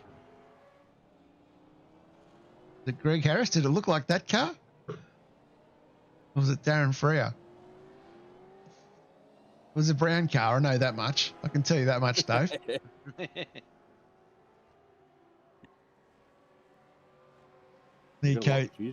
Definitely code brown out there. Coral, if he's under a lot of pressure from Braden O'Loughlin. Oh yeah. Oh yeah. He was quite relentless. But again, same tactic. Get it turned in tight, straighten up and gas it. So that you had to drive off the corner in a straight line. And he would have a look, but he couldn't get close enough to try and outbrake me. And all the time up here, I could get away from him in this next right turn because I'd go into fourth and just float through here and maintain. I'd just have enough so that he couldn't get the drive out to get right onto my tail and have a look. He's never quite close enough. And it started to come down to a race of mistakes. Whoever made the mistake was going to end up behind the other one. Hey, gentlemen. Mr. Black, how are you? Welcome to the Chook Call. Hi. How are you? Yeah, a little cut. How are you guys? I reckon you're doing. I reckon you're doing really well because you're 8.5 seconds ahead of Mike Korolev in P2. Smoking the dog. Smoking the dog. No, I actually took the dog to the river with and made bourbon slushies, and they might have been a touch stronger than anticipated. So, all good. All good. All good. And it's going to go back P11, Hazy. You haven't done the deed yet, mate. You haven't got yourself back in the top 10. Have now, because Michael goes in, doesn't he? Michael goes in. Why's Michael going in? Yeah. Pit lane. Have enough fuel. Pit lane. Not enough No, fuel. he had a penalty. Oh, was it? Ooh. Oh, okay. Yeah. Oh, 17 incidents. He was in for that. Also, I was No, pretty happy with that, it was 'cause an incident called against him. He had a. Oh, drive Oh, through. okay. Yeah, drive through. That is a blow there as well. This is the guy that's sitting up in the pointy end of the championship. Gotta be see how this looks at the end of the night. Gotta say, now that you let me wise me up to your brother-in-law that's on one screen, he did a good job at holding out the guys behind him. Yep. But now that I know that, yeah. Well, I thought the team call. I thought the team call was he had one job. No, well, it was a good battle here. It was. You can see that the tyres were starting to sort of go off a little bit on a couple of cars. They'd overheat them in a couple of corners, and we'd all catch up. And it was just a battle of who was going to get around all. It was quite a lot of fun. And I did make a mistake on one lap. I outbraked myself. And yeah, on Dominic, he got a bad run out of the last corner, but my pedals wouldn't change down, and I couldn't stop the car, so he just jammed the foot on the brake harder and just sailed through the corner, locked up. Yeah, I think he's pretty close to falling the pin on some triples, but yeah, it's more space than anything. There, he's got his sim, just doesn't have a lot of space. They do take up a lot of room. That is scary. If he's going to get triples, that'll make him even quicker, I reckon. Yeah. To see that little bit extra. This was the peak of my performance. I made a couple of big mistakes and lost a couple of seconds to Steve, and I got him from 4.5 seconds down to just under 2, and yep, I didn't have enough. He was too quick.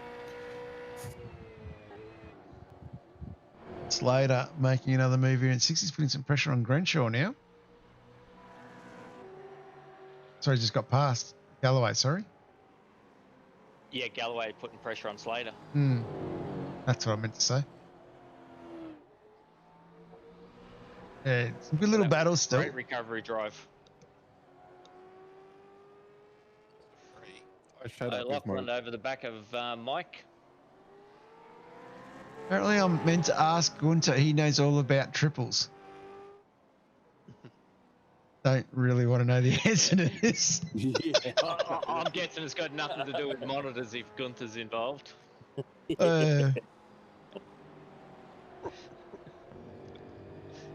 Oh, Galloway, right up the back here. Yep, what's up, Simon? Yep. I showed up with my Wellingtons ready and was slightly disappointed. Can we have another wet race for split 4 at some point?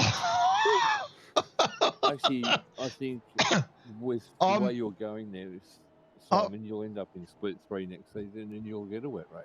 I'm really, really just going to go out there and say that if we get a wet race in split 4, Mike Korolev's going to be called up the other 3 splits to bring the arc. As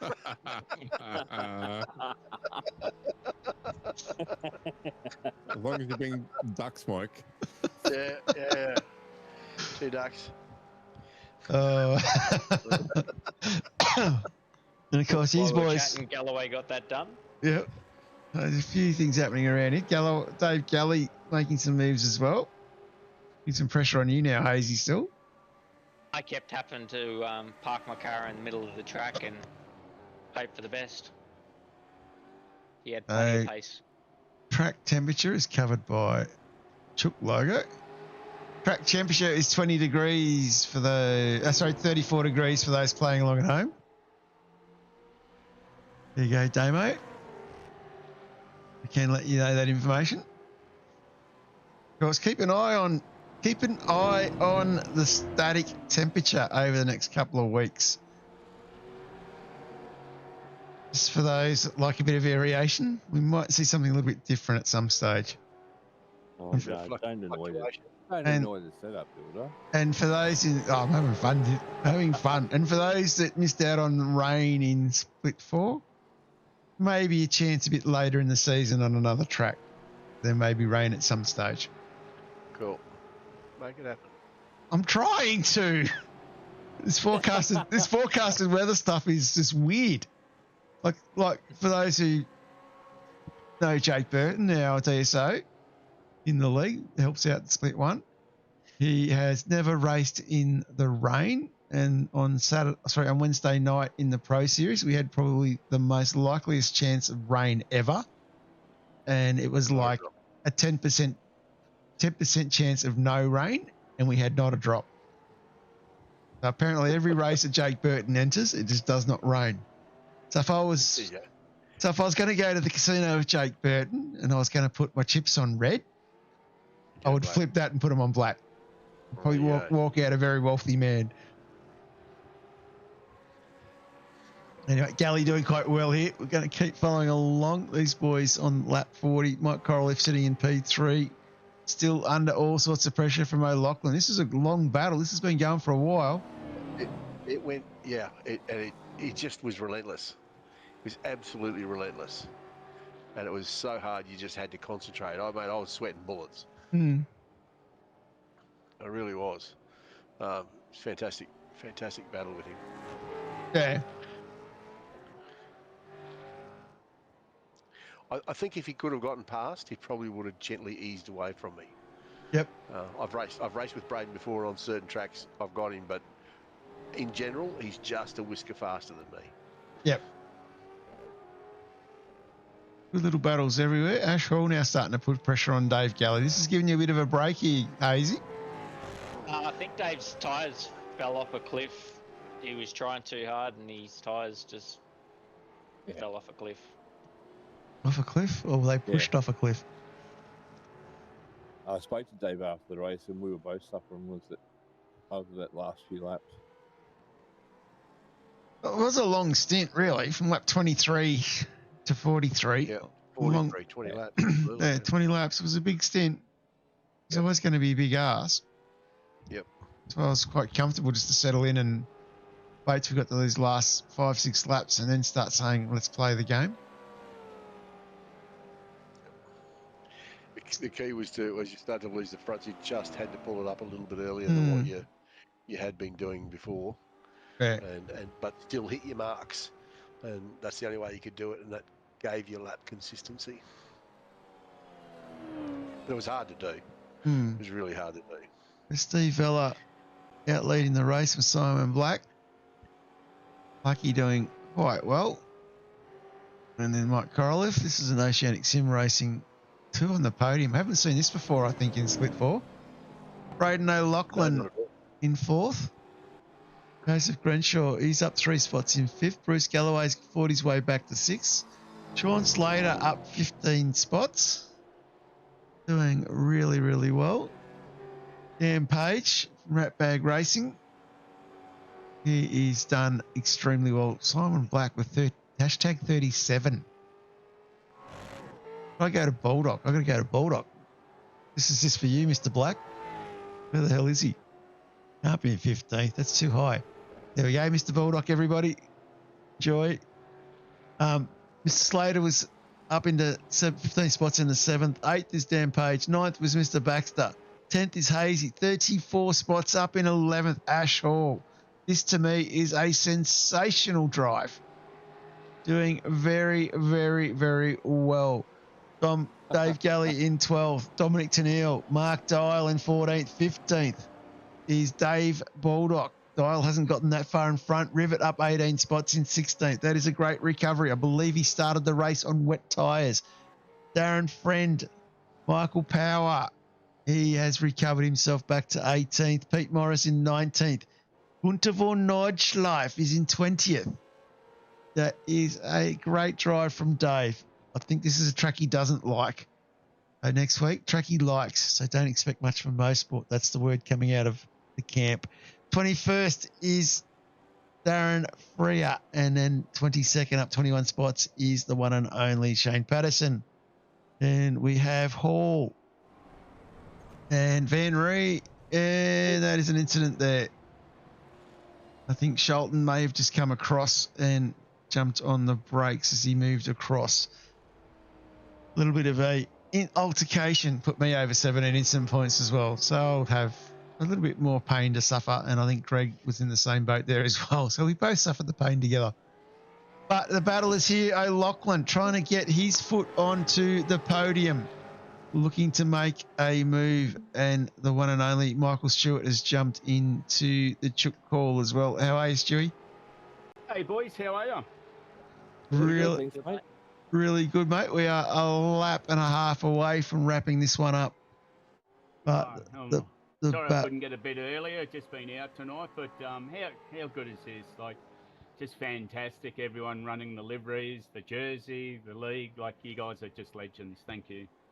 Mate, we had the chat in Brizzy, buddy. You are the legend, not us.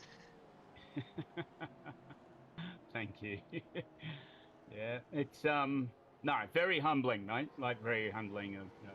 Words can't express how grateful we are. You know, Kez is, like, never watches what I do or the broadcast or anything, and she tuned in from the Gold Coast last night to watch the Balin round. So that says volumes. That is wicked. That is wicked. Yeah. That's cool. Hey, and you've been doing lots of work to try and improve situations around. So thank you for all the work you do. Yeah, appreciate it, guys. Yeah, mate, it's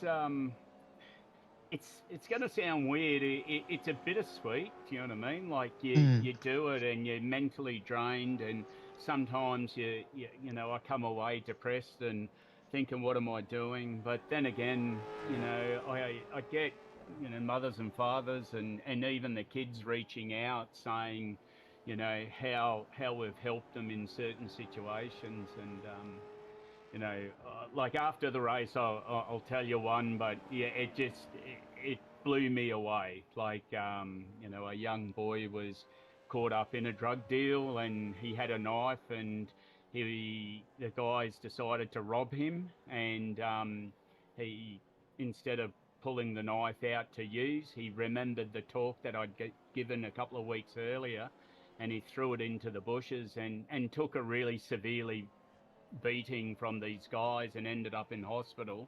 But he said to his mum, you know, at least I'm alive, and I didn't kill anybody.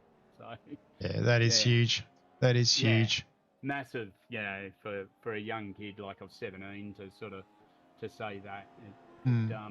It motivates me to keep going, and hopefully we can change a few more lives. Yeah, no, that is the goal of the foundation, isn't it? And when 100%. you get stories like that, it just really validates what you're doing, doesn't it? Yeah, 100%. You know, look, as I said, I've worked with like on the broadcast last night, I've worked with a few different organisations. You know, the Youth Justice guys, I've just booked them again actually today. So I'm doing another few sessions with the Youth Justice here on the Sunshine Coast. And last year I worked with the Jonathan Thurston Foundation on the Gold Coast, and you know, these kids are, you know, like, all carry knives and have been convicted of those sorts of offences, and the feedback I got from those kids was outstanding, and it just drives me to keep going. So well, one step at a time, one knife at a time, we'll get rid of them. Yep, absolutely.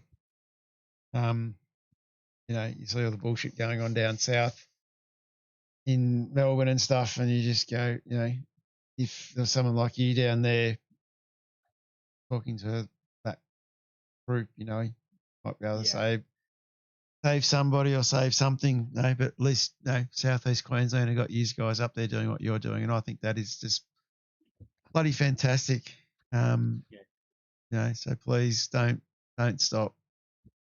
Yeah, thank you. And yeah. a big shout out to the Beasley Foundation, because they're a few years in front of us, and they keep bringing in Jack's Law and getting the wanding across not only Queensland but the rest of the country, and they're trying hard to get it into Victoria, and they've done it with New South Wales and WA and South Australia. So yeah, those guys are a step ahead of me, but I've just got nothing but admiration for the tireless work that they've done over the last. For them, it's 7 years. For me, it's 4. So yeah, it feels like it was yesterday, and then again, it feels like it was a lifetime ago. So yeah, absolutely. back to the racing, boys. Yeah, no. First of all, yeah, thanks for dropping in, Mick, and letting us know what's going on with the foundation and yourself. Absolutely fantastic that you are doing what you're doing. I think it helps your recovery, and I think the fact get in here, you switch off and enjoy your driving. And I think the 9.5 lads you're with are a pretty good bunch of blokes, being led by Macca over there. And from my We're perspective, all just getting better and better under his guidance. Like it really is amazing, how much work he puts into everyone. Like he puts it into everybody to get us all up. And you have a look at it, we're all within 0.3 of a second of each other. Like it's fantastic. So a lot of rivalry within the team. Like we're always trying to, as we say, swing our lap times in front of each other every time we post a fast one. So yeah, it's good fun, good banter. Yeah, it definitely is. Anyway, we have a job to do here still, and I'm going to ask a question amongst you lads here in the call room. Driver of the day.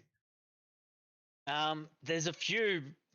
Galloway, after that early one, he had one hell of a recovery drive. Sean Slater was great all night. And then Ashley Hall came from a long way back to get to 11. So I don't know. If I was going to pick one, that drive from Galloway to go from second back to 21 and then get back to 4 was a pretty great drive. Yeah, I'd agree with that. Oh, you agree with that? Yeah, go with that. Go with that. Okay, that's a pretty easy decision to make then. I'm quite happy. I'm quite happy to go with that one.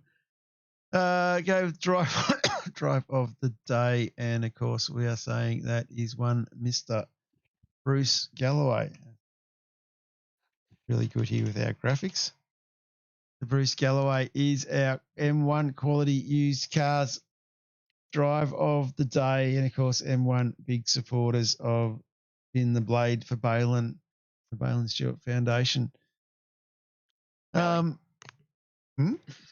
Oh, you're kidding me. Damn it. I'll get rid of that real quick. That's good. So Steve Vella, he is our race winner, of course, from Phoenix Racing. So I know he would like to thank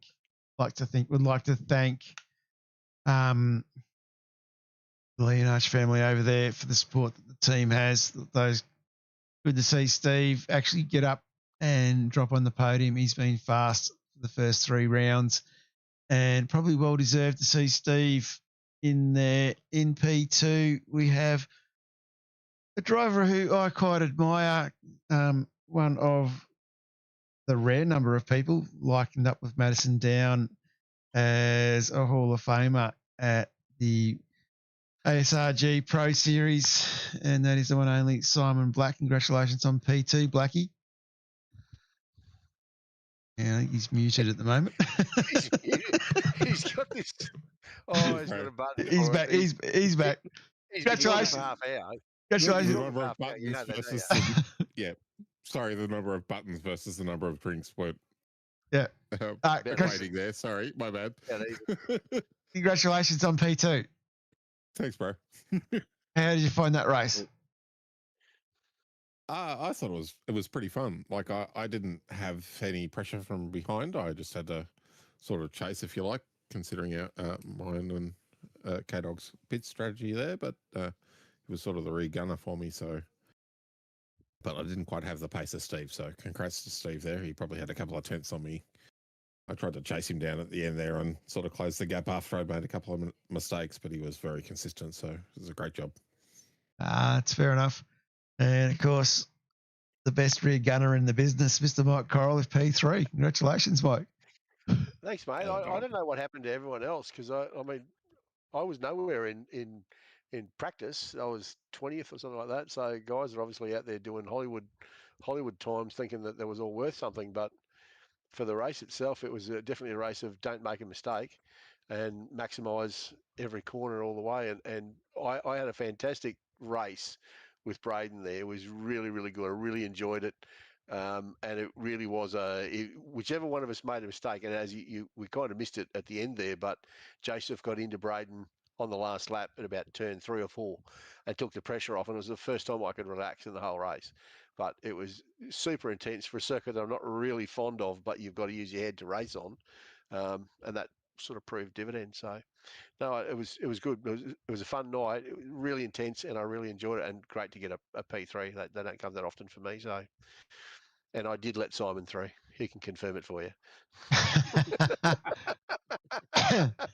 He did it in a wild, unanticipated dive bomb moment. The second time, he just decided he'd move over into the sand trap for me under safety car. Just saying. No, yeah, I got to do that under safety car. I come out the pits and then ran off because I actually beat him out the pits on the first stop. And I ran, I'd lost 2 spots at turn 3. So, but good fun. Thanks. So, any sponsors or anything you guys want to give a shout out to? Player 1, but that's for the Oceanic 12-hour that's coming up. So I'd like to thank the dog. Thank you, dog. And of course, entries are open for the 12-hour at the moment, aren't they? No, 1st of February. 1st of February, 1st yep. of February they come on, yeah. And we've got a couple of more announcements to come in the very near future with regard to sponsors and what they may be sponsoring. So that's looking very hopeful. In the next week or so, we'll be able to bring some more information out, and entries will open. If you have a look up in the alternate, the channel up above, you'll see the trophies for the 12-hour arrived today. And I've got 20 lovely, shiny trophies sitting next to me, and I've just thrown up a couple of photos there to give you all a look at what they're looking like. So have a check it out, see what you like and what you might be able to win. Again, thanks to Player 1 and Subspeed, who will be sponsoring the Pole Position Awards. And we also support the Balin Stewart Foundation and the ANZ Chat Show, along with SimSpeed, and the possibility of some more sponsors coming on board very, very soon. Nice. I knew we hired Mike for something. He's got all the skills. By the way, come and get one of those. Radio announcer. Yeah, come and get one of those 20 trophies in February. Yep. Too easy. Try March. My bad. and I'll just shut up now. Quick reminder, John, just with M1 Used Cars, that sponsors the coaching. So that's the way that they support the foundation. But yeah, just for your viewers to jump into the coaching session. And we Simon, we even go into how to switch your mic on and off. So I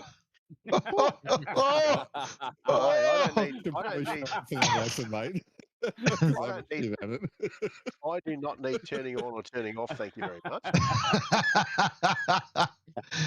I apparently do, so I'll be there for that class. I control my own destiny. Thank you very much. Dearie me. All right. Thanks, guys. I'll catch you later. No worries, Stewie. Thanks for dropping in. Yeah, thanks, mate. See you, mate. See you, mate. And let's have a look. We have one drop counted here on the championship after 4 rounds. Bruce Galloway sitting on 523.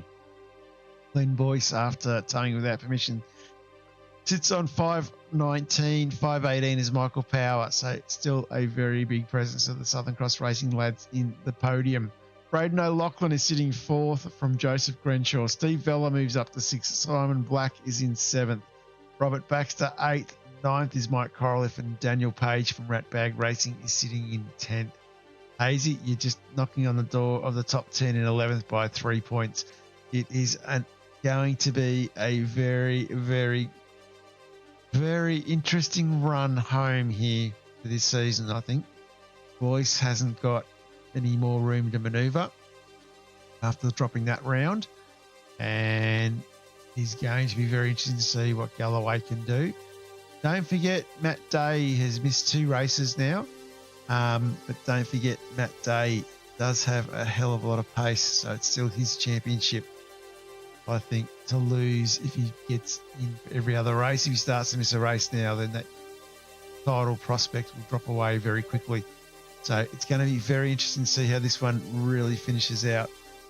And moving forward to next week, we are at Canadian Motorsport. A very, Do we know very... the forecast? We do know the forecast. Yes, I do know the forecast. Are you willing to share the forecast? It's in the subregs. In the subregs, yeah. Yeah. Oh, we have them already. Yes, you do have them already. We're out last night. Good save. Night. And of course, no, rain dance ain't going to help you, Simon. It is a stock standard because it's a 250k race. We are running the stock standard static, 18 degrees, cold track, starting in the morning, nothing fancy, nothing flash.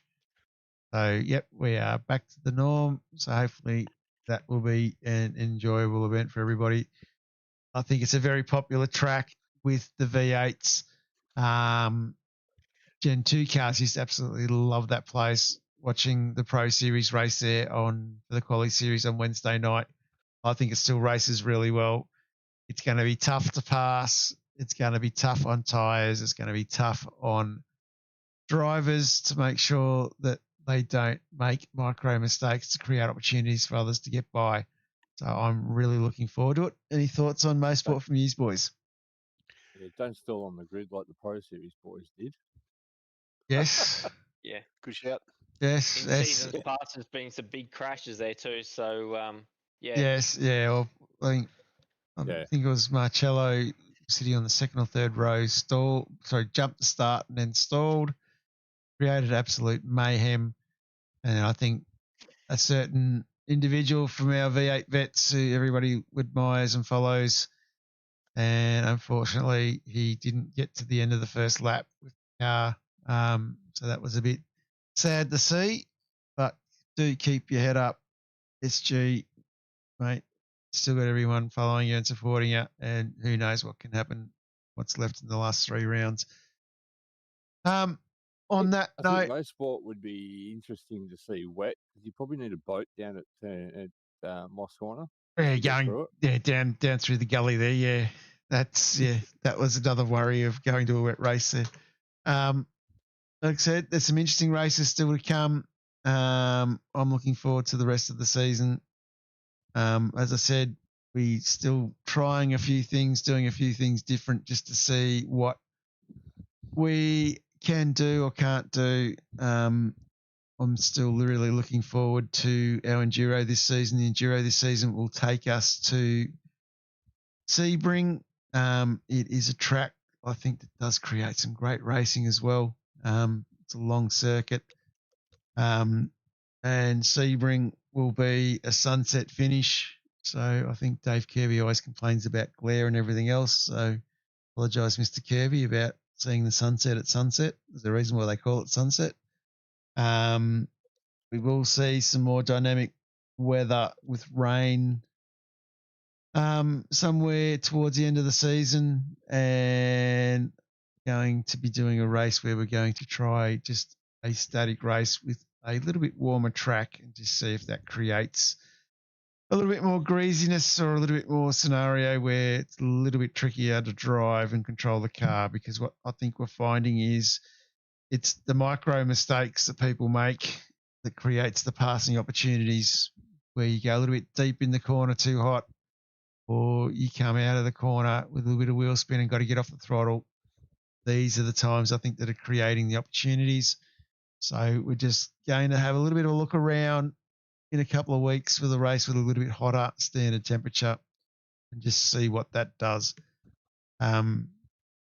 Just looking to try and make the racing a little bit nicer or a little bit more interesting. So we'll see what happens and we'll go from there. So any thoughts on those comments, lads? Do it. Do it. Yeah, go for it. Yeah, do it. Yep. Wait. And just as I'm scrolling left and right, come back to where I want to be. And on that note, we might wrap the broadcast up and say an absolute huge thank you again to our amazing race control team. Picked up another seasoned veteran, even though he's only turning 40 in June. Picked up another seasoned veteran from Sim Racing in Craig Schultz, who's coming in helping the race control lads for a little bit, which is great to have Craig involved. A lot of experience there and sort of helping out from more of a stand back and watch and chip in where he can. So it's good to have him back, or not have him back, have him involved. And the rest of the race control guys, they do a fantastic job. Anyone who complains about a safety car, come speak to me. It is not an easy job either, putting those things out on track. Yeah, we had that chat.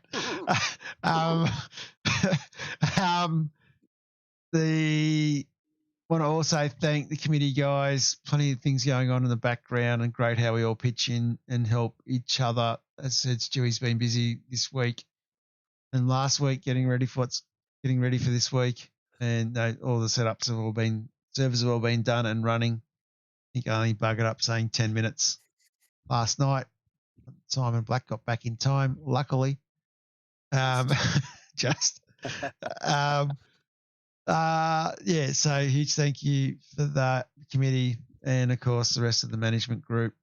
And a huge thank you to, we've lost 10 of them, but huge thank you to everybody that's out there been watching this race. Plenty of chat going on as well. That's what makes this work really well.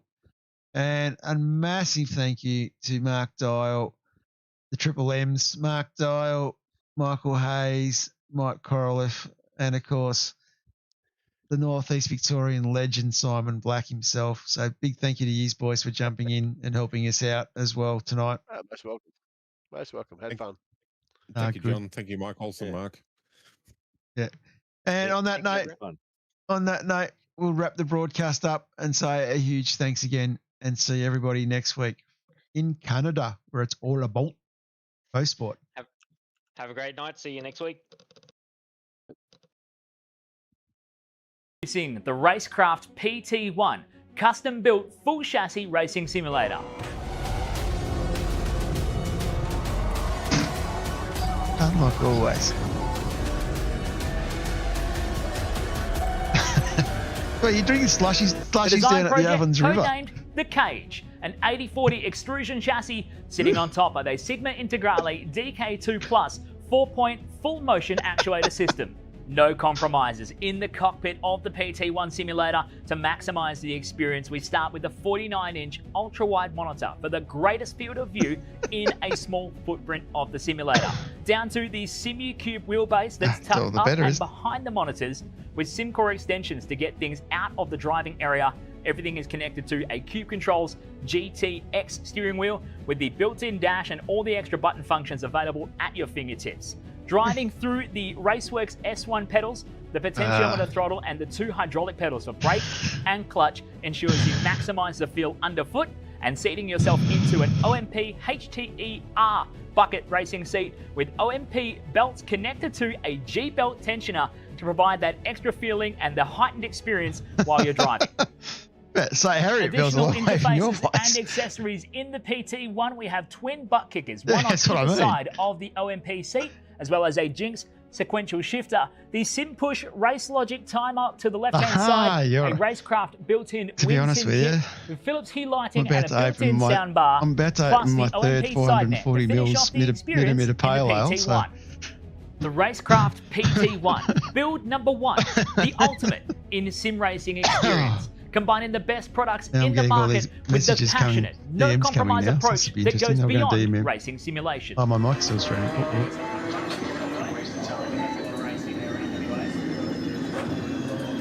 Yeah, we work here.